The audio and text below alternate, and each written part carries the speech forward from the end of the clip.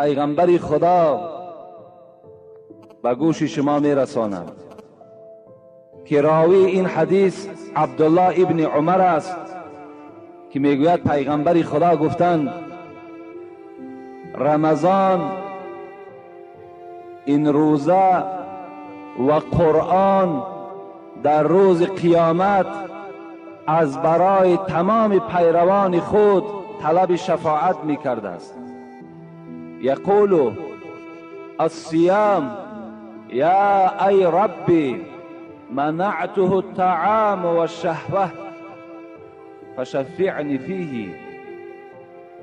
این ماه مبارک در روز قیامت وقتی که ما و شما زنده میگردیم، این ماهی که ما و شما احترام او را داریم، این ماهی که ما و شما از طعام خوردن و از نوشیدن باز ایستادگی هستیم، رخانه شفا فرما داروهای طبیعی را به شما پیشنهاد میکند. سامیون وان برای شخصانی که خراب هستند و میخواهند وزن گیرند. ام پلوس اپیمدیوم برای با قوت شدن، خوب کردن گردش خون، برای طولانی کردن همخوابگی. ماس پیگمنتو برای کسلی های پسریاز و سفید شوی پوست. بین داکس برای ریزانیدن کرم های معده و روده. مینوکسیدیل برای برآوردن ریش و موی سر. کرم فرانک برای دراز نمودن مهلت همخوابگی. ماسلا خیلبی برای ریزانیدن سنگ های گرده و تبابت آن. فات زورب برای کم کردن وزن زیادتی. السلام علیکم دوستان عزیز. آیا شما برای گذشتن از سرحد دشواری میکشید؟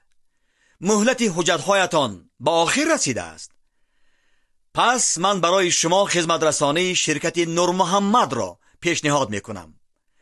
با ماشین‌های نو و زمانوی، با باوری و اعتماد کامل، توسط رانندگان مرد و زن، شما را از منزل استقامتیتان تا خط سرحد برده برای عبور مرز مساعدت می نمایند.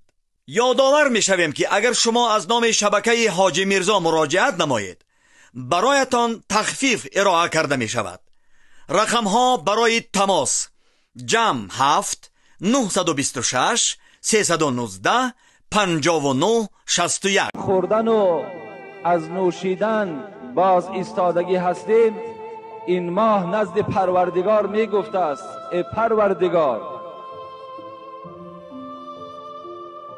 برای من یک شرایط مهیا کن، برای من یک اجازت بده تا که من اهل روزدارها را در این حالت خیلی ناگوار در این میدان قیامت شفاعت کنم. زیرا که اینها در دنیا من چنان حکم داشتم که اینها را از طعام خوردن و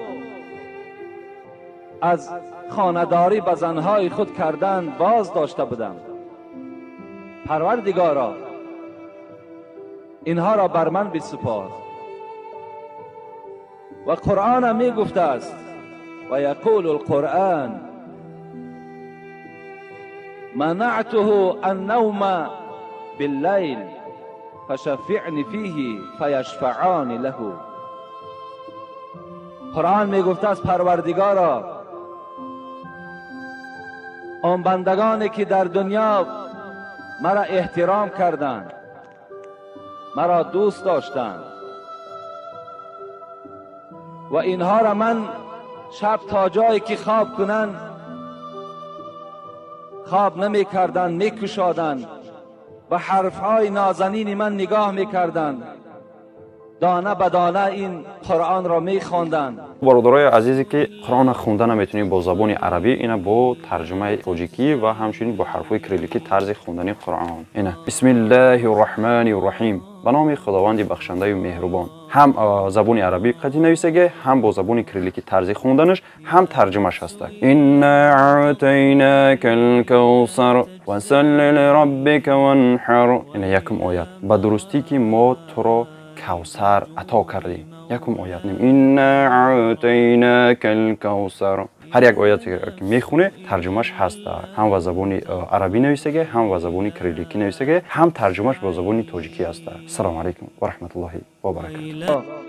از شما خواهش میکنم جواب قطعی دهید. تاجرهایی که پیش از رمضان نرخ را می بردارند و از پول آن در مسجد خیر و در خانه هایشان نان می کنند و شما باز آنها را دعا می دهید، ثواب می گیرند یا نه؟ البته ما در اول ماه مبارک برای همه شما، چی تاجر باشد چی غیر تاجر باشد، پیغمبر خدا خبردادگی هستند الصوم جنتون ما لم یخرقها. این روزه، این ماه مبارک رمضان برای شما سپر است. چگونه ای که دو جنگاور جنگ میکند و در دست آنها سپر است و خود را از هلاک شدن محافظت میکند، این روزه مبارک هم در روز قیامت برای ما و شما سپر میشود از آتش دوزخ. ما لم یخرقها. لیکن رسول اکرم شرطی گذاشتند، مادامی که شما در دنیا اگر این سپر را پاره پاره نکنید، این سپر را اگر شما در دنیا از دست ندهید، این حالت در برای شما سپر می شود. ما در کدام حالت این سپر را پاره میکنیم؟ اگر جنگاور با زدن شمشیر سپر پاره کند، روزه ماه مبارک رمضان با غیبت پاره می شود. روزه ماه مبارک با قماربازی پاره می شود. روزه ماه مبارک رمضان با دیدنی حرام کرده های پروردگار از روی ذوق اگر نظر کنیم پاره می شود. روزه ماه مبارک از روی سوداهای نادرست پاره می شود. ماه مبارک رمضان از حساب دروغ گفتن پاره می شود. این سپر از دست می رود. اگرچه من دعا هم برای او می کنم، لیکن معنای او را ندارد که من پشتیبانی از او می کرده باشم. این معنای پشتیبانی را ندارد، بلکه من دعای من هم در کسی اثر می کند، در کسی خداوند او را می رساند که در اصل وی جدی روزه داشته است. اگر من دعا هم که دی هم وی دروغگو باشد، وی حق مردم خور باشد، وی در تجارتش خیانت داشته باشد، این دعای من بر او هیچ رسنده ای نیست. از این خاطر من از اول ماه برای شما تأکید کردم، یک ماه هست، الک یک جمعه دیگه باقی مانده است و خلاص رفت. اینا شما غنیمت شمارید. اینا را تمام دوستان خدا آرزو میکردن که پروردگارا یک بار دیگر به ماه مبارک رمضان ما را برسان. اونها نه شب خواب بودن نه روز خواب بودن، میدانستند که این ماه سر به سر ماهی اجر است، ماهی ثواب است. اینقدر حرکت ها میکردن. عایشه صدیقه میگوید دهه آخر پیغمبر را در خانه من نمیافتم، در مسجد بود فقط. بند ایزار را میبست، میگوید بند ایزار بستن به معنای که میان میبنده، ما و شما از پای کار میشیم. رسول اکرم دهه آخر را میان میبستن، از مسجد بیرون نمیشدن.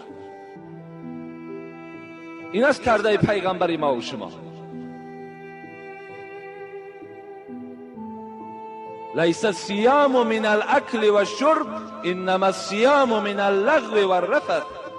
رسول اکرم گفتن این روزه معنای را ندارد که شما روزی دراز نخوردید، آب ننوشیدید، تمام روزه بجا آمد. نه، بلکه پیغمبری خدا گفتن، بازم این گفتن باید که شما از سخنهای فحش، از سخنهای دروغ، از بهتان، از تمام کردارهای ناپاک دور باشین. این صورت در روزه شما نور بالای نور می شود. این روزه شما برای شما سپر می شود.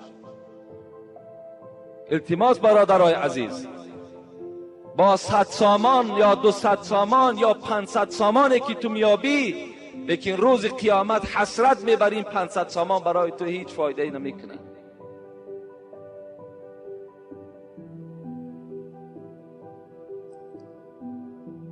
این سوالای تعجیلی بود، از الحال آمدن من جواب میگویم. السلام علیکم محترم حاجی مرزا، ما یک گروه مخلصان شما که در شهر دوشنبه استقامت میکنیم و در بازار کاروان و تجارت مشغولیم. در نزد ما یک جوانی کسیت فروش هست و هرگاه که ثبت آواز شما را میگذارد ما خیلی شاد میشویم و در حق شما بهترین خوشی های دنیا و آخرت را آرزو کرده از شما 2 سوال میکنم. التماس با سوال من جواب گویید.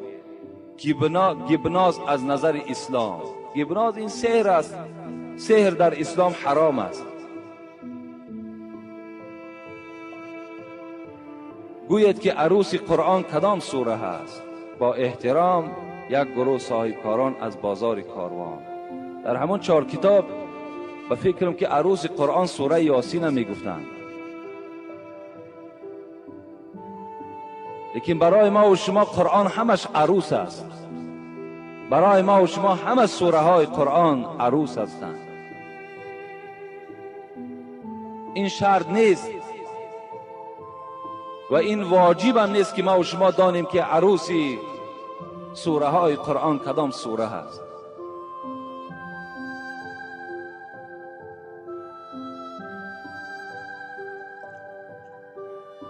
السلام علیکم محترم حاجی مرزا. ما یک گروه مخلصان شما از ناحیه باختر خواهش و التماس داریم که با سوال ما جواب گردانید. در دهه ما 2 ملا وجود دارد. از بدبینی یکدیگر در مسجد از قفای یکدیگر نماز نمی خوانند. یکی بروقتر دیگر دیرتر به مسجد می آیند و یکی در دیگر اتاق مسجد نماز می گذارد که همه این به ضرر عامه خلق می باشد. ما فکر شما را در این باره خیلی و خیلی انتظار هستیم. من به این برادرها مراجعت میکنم که از پس حرد این نماز نخوانید. وقتی در یک مسجد باور کنین 2 تا نماینده دین، 2 تا شخصی که اینها باید در تمام مردم یک مثال باشند، تمام مردم باید که اینها را دیده عبرت گیرند. وقتی اینها در داخلشان از کینه و از حسد خالی نیست، رسول اکرم میگوید من کان له کین فلیس له دین. کسی اگر یک ذره کینه در دلش داشته باشد وای دین ندارد. وقتی این گناه کینه و حسد از طرف این عالم ها وقتی پیدا می شود، پس این عامه مردم ما چی گوییم دیگر؟ بی نهایت مصیبت کلان است. این یک ناآرام کننده باور کنید چی در مسجد چی در جامعه هستند. اینها از روی اسلام رسول اکرم گفتن انزلوا الناس منازلهم، هر کس را در منزل خودش نشانید. نگاه کنید کدام همون بهتر است، کدام همون علم خوب دارد، کدام همون با آداب است. بازم علم داشتن آداب با ضرور است. کبر در عالم نمیزیبد. عالم باید خاکسار باشد، باید با بای و با فقیر برابر باشد. نگاه کنید که اگر این خصلت‌های خوبی نیکی پیغمبر خدا اگر در کدام او اگر یافت شود، از پس وی نماز خوانید. و الا اگر هر دوش این گونه حسد و کینه و بدبینی و بدخلقی و غیبت داشته باشند، اونها را ترک کنین، از پس یک آدم دیگر نماز خوانید. این بهتر است. بسیار مصیبت کلان است باور کنید. ولی در اینجا یک سوال دیگر باز در همین بابم آمده است. در یک مسجد 2 قوم، این جایز نیست، درست نیست. از این دیگر فتنه بزرگ هست. به نهایت خوب می شود که از پس هیچ کدام اونها نماز نخوانید.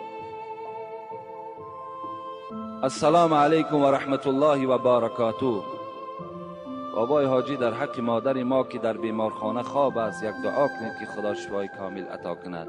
خدای مهربان این مادری که در شفاخانه خواب هستند، خدای شفای کامل و شفای عاجل نصیبشان بگردانی. آمین یا رب العالمین.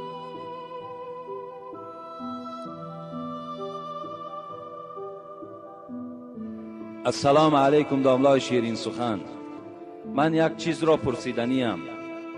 یکم فکر شما نسبت کرخت و کرختگران چیست؟ التماس جوابش را همین روز گردان. با احترام یکی از مخلصان دائمی شما. من در باب همین کرخت باره با شما گفته بودم که راستی بار خود همین نام پیسند نیست. کرخت چی معنی دارد خودش؟ از این خاطر هر یک چیزی که شما گم میکنید به همون ذاتی که خودش یابنده است، به همون ذات مراجعت کنید. بهترین صورت شامل می شود که پروردگارا آن مالی که من از دست دادم تو میدانی در کجاست، در دست کیست. خدای مهربان همون مال مرا پس بگردان. این بهترین صورتش انا همین است. من از حساب این مسئله هایی که برای شما گپ میزنم باور کنین در چندین جاها ما را سرزنش میکنن که شما آن عرف و آن عادت هایی که پیشینیان داشتن همه او را انکار میکنید، بیکار میکنید.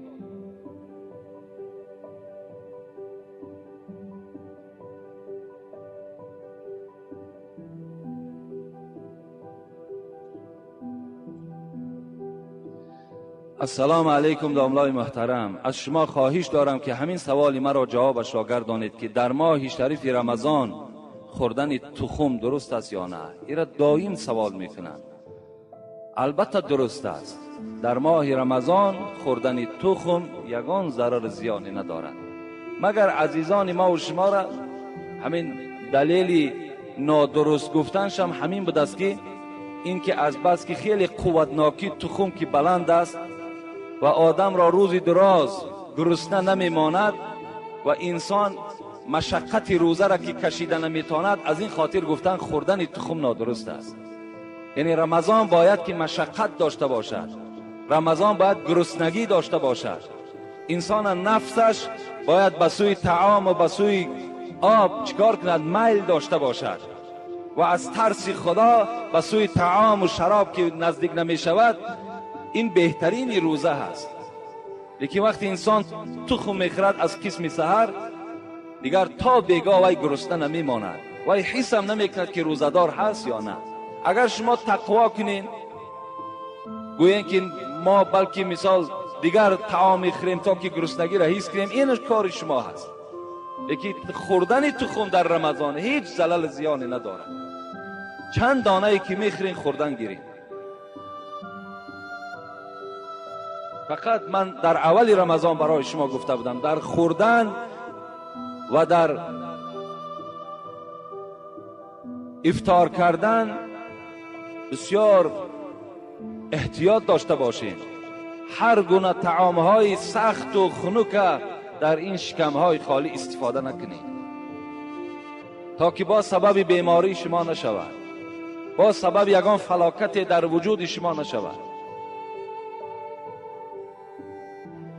در کشادن روزه هم بسیار سراسیمه باشین. رسول اکرم گفت از احب العباد الی اعجلهم فطرا، محبوب ترین بنده به سوی من آن کسی است که روزه را تیز می شکاید، معطل نمی کند که کی ستاره ها می براید، که اینها هیچ معنی ندارند. امروز 10 تا کم 6 کشانیدن روزه است. شما میتونید در 10 تا کم 6 اول روزتون را شکایین، بعد نمازتون خوانید.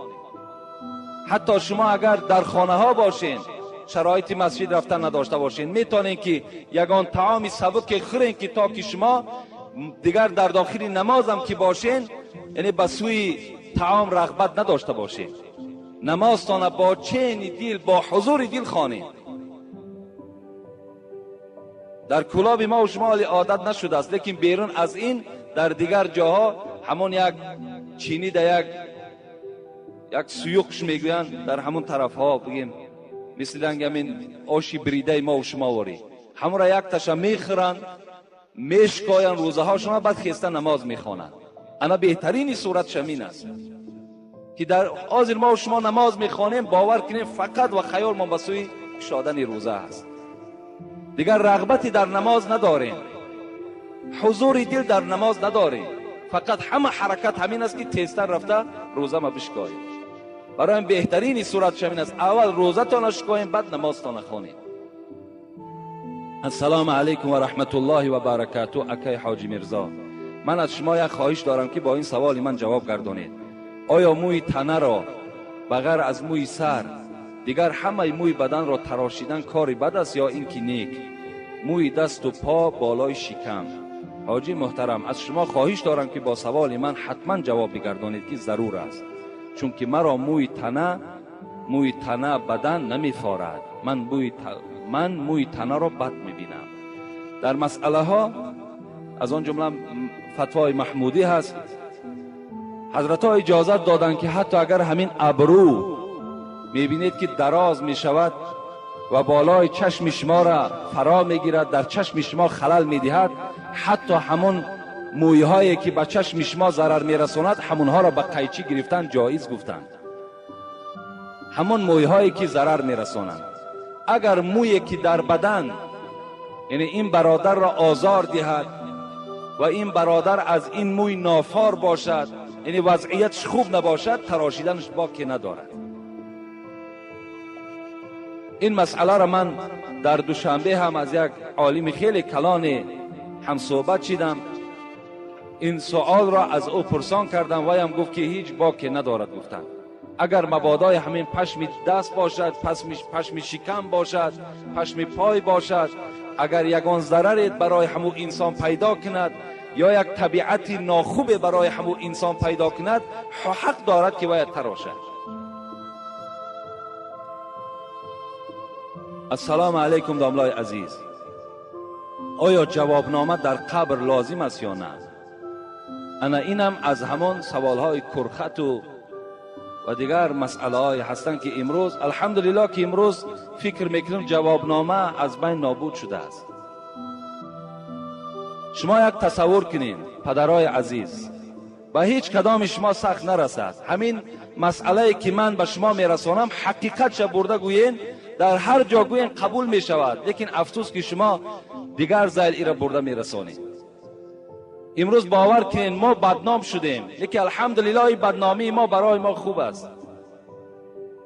در شهر آوازه است که گویا که ما زیارت مزار من کرده باشیم، حالا که من زیارت مزار من نکردم. من فقط شما را توصیه دادم که شما درست زیارت کنید، از روی دستورات اسلامی زیارت کنید. ما در شأن حضرت امیرجان سخنی نگفتیم، ما خاکی پای حضرت امیرجان نمیشیم. حضرت امیرجان نفری بودن که خدمت‌های شایسته در اسلام کردگی هستند.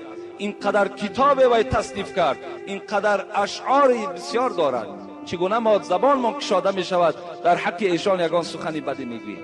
این زبان می سوزد. با دوستان خدا ما هیچ وقت جنگ نداریم، جنجال نداریم، مقابلیت نشان نمیدهیم. شاعر میگوید دوستان خدا خدا نباشند، لکن زی خدا جدا نباشند. اونا از خدا جدا نیستند. ما قدرت پیدا نکردیم که امروز عزیزای خدا را سنگ زنیم، بلکه من بر شما گفتم که آن سنگهایی که در اطراف مزار است شما بوسه نکنین، این عمل حرام است. اگر از حساب این فتوام در روی دنیا که سیاه شوم، من در همین فتوای خودم ایستادگی هستم. من از این فتوا نمیگردم که بوسه کردن سنگ مزار، بوسه کردن قبر حرام است. آدم مشرک میشد، شرکی به خداست. حتی همون حضرت امیرجان هم از شما راضی نمی شود اگر شما سنگ های او را بوسه کنید، اگر آن غیشت هایی که اونها را بوسه کنید. شما روید آیت خوانین، در حقش دعا کنین و این منتظر احتیاج به دعای ما و شما دارد. لیکن از او درخواست نکنید که ای حضرت امیرجان به من فرزند نصیب کن، ای حضرت امیرجان برای من کشایش کار نصیب کن. اینها حرام هستند در اسلام، اینها را جایز نیست. ما و شما سوره فاتحه میخونیم، ایاک نعبد و ایاک نستعین، میگیم الحمدلله رب العالمین الرحمن الرحیم مالک یوم الدین ایاک نعبد و ایاک نستعین. ای پروردگارا با جز تو من در هیچ کس بنده نیستم. ایاک نعبد، فقط در تو را تعظیم میکنم، و ایاک نستعین، فقط از تو مدد طلب میکنم، از کسی دیگر مدد طلب نمیکنم. حتی از حبیب خدا فرزند طلب نمیکنم، فقط از تو طلب میکنم. این است دستورات اسلامی. شما فتوا را خوب گوش اندازین، کجای این غلط است. من گفتم آن سنگی که در پهلوی حضرت امیرجان است که بعضی از برادران ما دعوا دارند که وای گهواره او باشد، وای از آسمان آمده است. این من افسانه میگم، این دروغ است. وای گهواره ندارد. اگر گهواره می آمد برای محمد صلی الله علیه و سلم می آمد که وای بهترین موجودات و بهترین مخلوقات است. اینا اساس ندارند. دادرای عزیز، در این شما فریفته نشید. من در بین شما هستم نیستم، این عقیده اسلام است. با خدا قسم من در نزد خدا به این سخنهای گفتگیم جواب میگم. من برای شما گفتم مزار آب و آذوقه نبرین. برای چی خاطر گفتم؟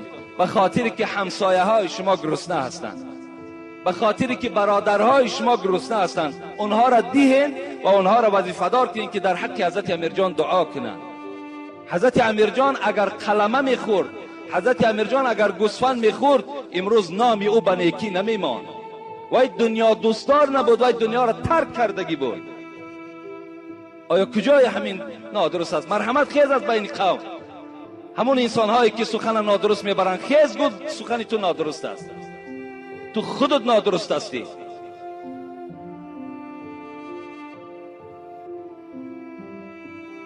جوابنامه در قبر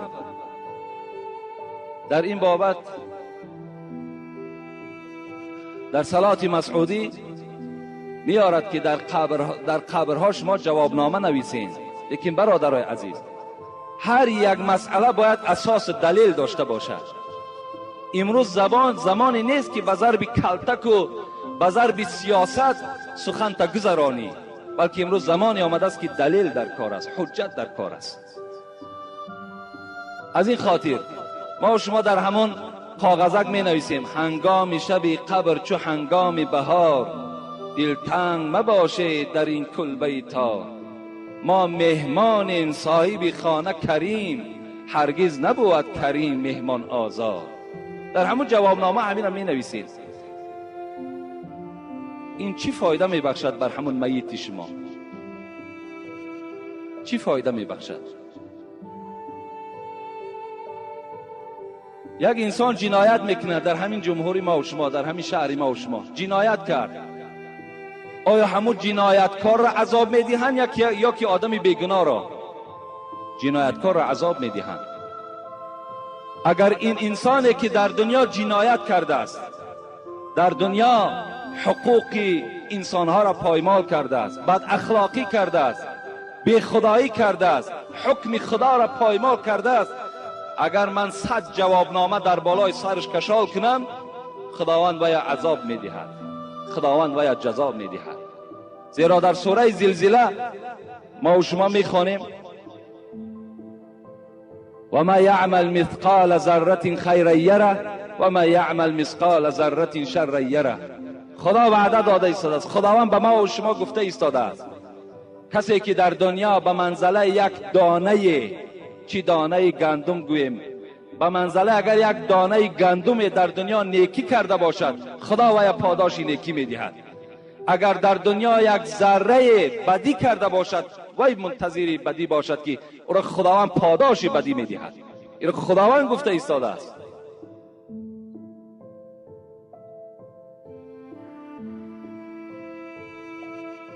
السلام علیکم دامنای محترم. یک سوالی تعجیلی دارم. سوال چنین است: دیهه ما کلان است، مسجد در یک طرف دیهه هست، در مسجد یک عوام امام هست. عوام گفته یک آدم بی سواد امام است، با کدام سببه؟ و در طرف دیگر یک عالم امام است.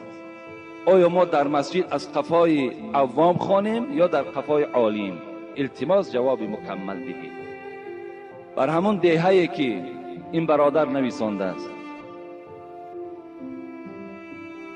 نخواد که آنقدر فراست و عقل نداشته باشند که عالم افضل از عوام است.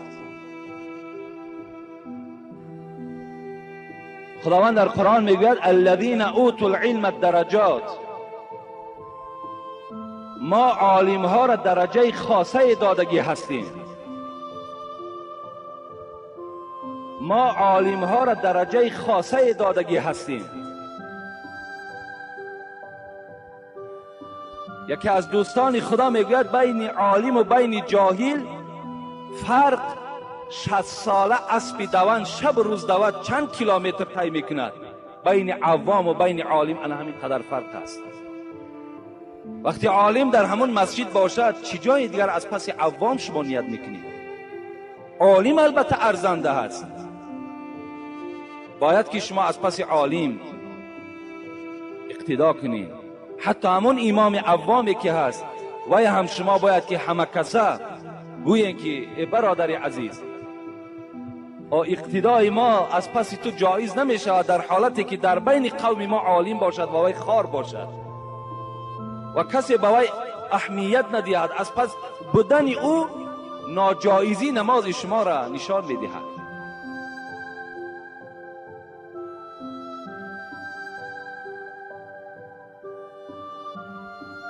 السلام علیکم محترم حاجی میرزا. بعد از سلام از درگاه خداوند کریم تنی صحت و سلامتی، آرامی و جمعیت و اهل و بیت شما را طلبگارم. من از شهر دوشنبه یک برادر اسلامی و مخلص امر معروف شما ذاکر افغان هستم. لیکن برادر، سوال از فعل خودم. در بازار گنجینه سودا میکنم. کدام دختری گذرد آنها را، یعنی دخترها را، شوخی های بی جای و بجا میکنم. این از نگاه اسلام عزیز ما چگونه است فهمانید. با جمله دوستداران شما از بازار گنجینه، شهر دوشنبه، سکتور 10.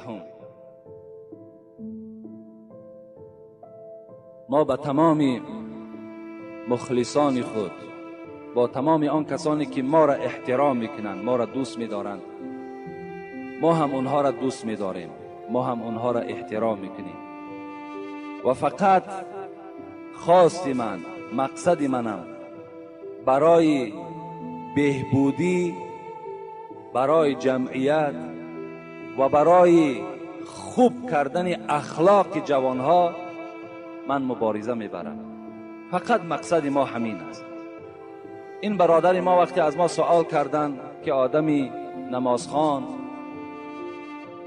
بازم این یک فعلی ناخوبه داشته است که با دخترهایی که از پیشی دکان اونها میگذشته است شوخی‌های بیجا و بجا میکرده است.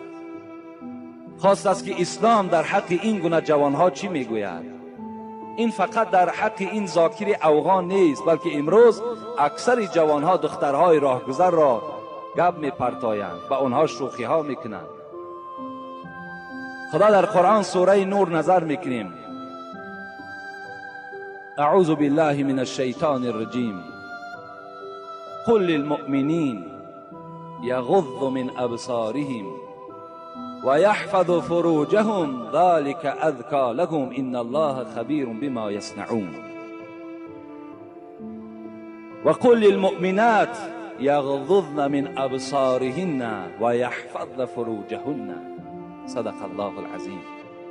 خداوند مهربان، خداوند قادر و به همتا، چی به زنها چی به مردها خطاب کرد، سفارش روان کرد.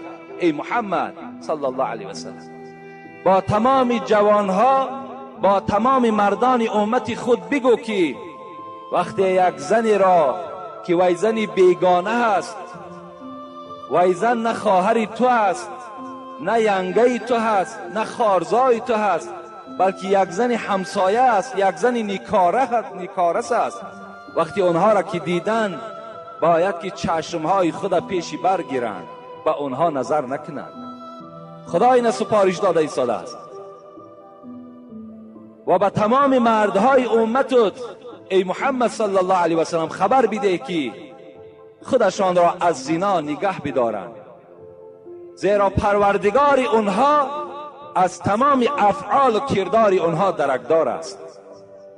در دوام آیت خدا چی میگوید؟ و بگو ای محمد صلی الله علیه و سلم با تمام زنهای امت خبر بده وقتی مردهای بیگانه را که دیدن باید که به سوی اونها چشمی با شهوت نکشایند، باید به سوی مردها نظری با شهوت نکنند و خودشان را از زنا، از حرام نگه بدارند.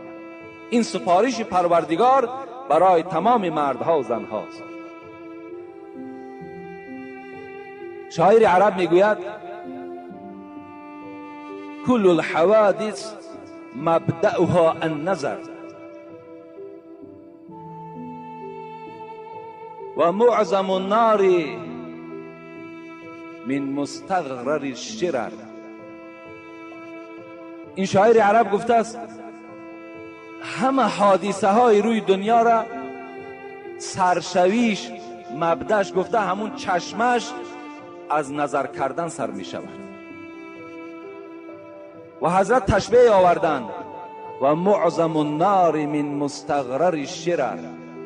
گفتن چگونه که یک آتشی که چند قدر علنگه دارد اولی او را نظر کنید چند قدر خورد است، یک آتشی خورده که هست، وقتی وی بالای او که گذاشته می شود وی به علاوه خیلی کلان مبدل می شود.